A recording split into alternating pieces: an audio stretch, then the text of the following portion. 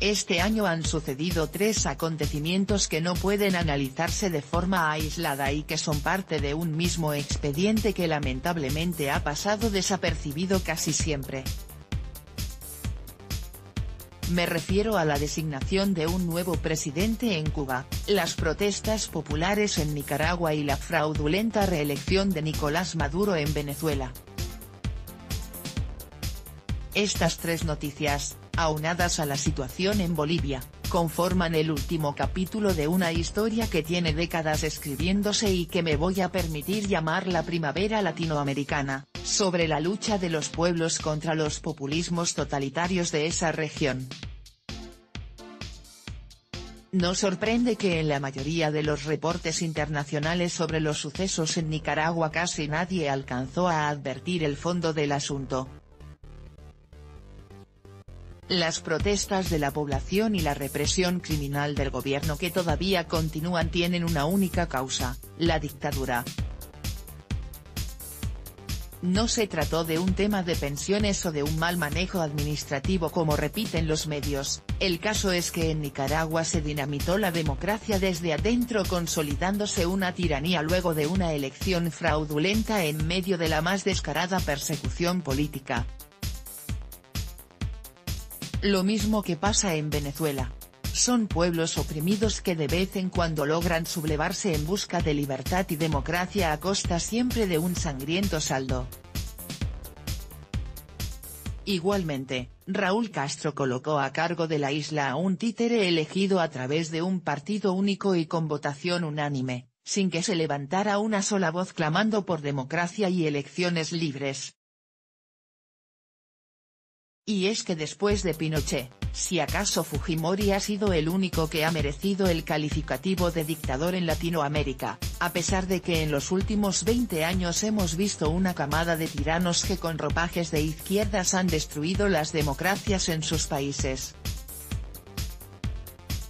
Se trata de los pupilos de los Castro, los más grandes dictadores de nuestro continente que han contado con la alcahuetería e impunidad mundial más grotesca. En el caso de Chávez, nadie se sonrojó cuando a su llegada al poder cerró todos los poderes públicos y cambió unilateralmente la Constitución, para luego violarla procurándose hasta un tercer mandato consecutivo ya sin separación de poderes de ningún tipo. De Evo Morales muy pocos hablaron cuando anunció que iba a desconocer la voluntad de su pueblo para aspirar a otra reelección como ya lo hizo de forma fraudulenta Daniel Ortega. En Brasil y en Argentina, la institucionalidad democrática pudo al final evitar la catástrofe populista dejando al descubierto una trama de corrupción de proporciones épicas de la que tampoco se habla mucho en el mundo, mientras que en Ecuador la página se está pasando sola y sin ayuda de nadie. Se trata del club de autócratas más perversos de la historia que usaron las democracias de sus países para acabar con ellas y sustituirla por una mafia de crimen organizado cuyos tentáculos llegaron a España a través de algunos partidos políticos cómplices de esas tiranías y portadores del mismo virus populista. Quizá el arquetipo de un héroe que hace justicia con sus propias manos quitándole a los ricos para darle a los pobres perpetuando por la leyenda de Robin Hood, pudiera explicar cómo desde Europa se valoran a veces los populismos tropicales y latinoamericanos y las razones por las que casi siempre carecen de condena los casos de expropiaciones, persecución y censura. Eso y el complejo del buen salvaje heredado de los tiempos de la conquista y colonización del nuevo continente. La igualdad utópica que ya no es posible en la irreversible civilización europea, quizás sea viable en aquellos parajes en los que hace apenas 500 años se vivía semidesnudos en un ambiente rural. Somos todavía un laboratorio ideal para hacer experimentos de relanzamiento del comunismo tras su rotundo fracaso en el mundo desarrollado, apalancado siempre en figuras heroicas y exóticas como lo han sido Fidel, Allende, el Che, Perón y, más recientemente, Chávez, Lula, Kirchner, Evo, Correa y Ortega, con la nueva camada de Maduro, López Obrador y Petro, entre otros. Pero el bosque de Serud quedó devastado con sus habitantes viviendo en miseria y retraso, mientras que Robin Hood terminó multimillonario con cuentas en Andorra. Para acabar con el mito sería suficiente el caso Odebrecht y las cuentas encontradas a jerarcas del chavismo en paraísos fiscales, pero a eso hay que agregarle nada menos que narcotráfico, contrabando de minerales y lavado de capitales provenientes del terrorismo. Cuando los pueblos árabes protestaron contra regímenes autocráticos nadie dudó en calificar como primavera el mismo fenómeno que tiene años dándose en Latinoamérica sin contar con ese reconocimiento.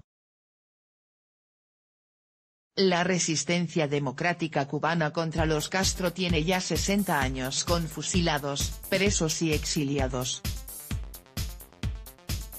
En Venezuela tenemos ya 20 años en los que se ha intentado todo, elecciones, paro, marchas, rebelión. Evo Morales y Daniel Ortega ya tienen 12 años consecutivos en el poder a cuenta de persecución y secuestro institucional. Entre esos 4 países suman más de un siglo de dictadura abierta. El caso es que esos pueblos latinoamericanos se han movilizado permanente contra los tiranos que los oprimen en su propio nombre.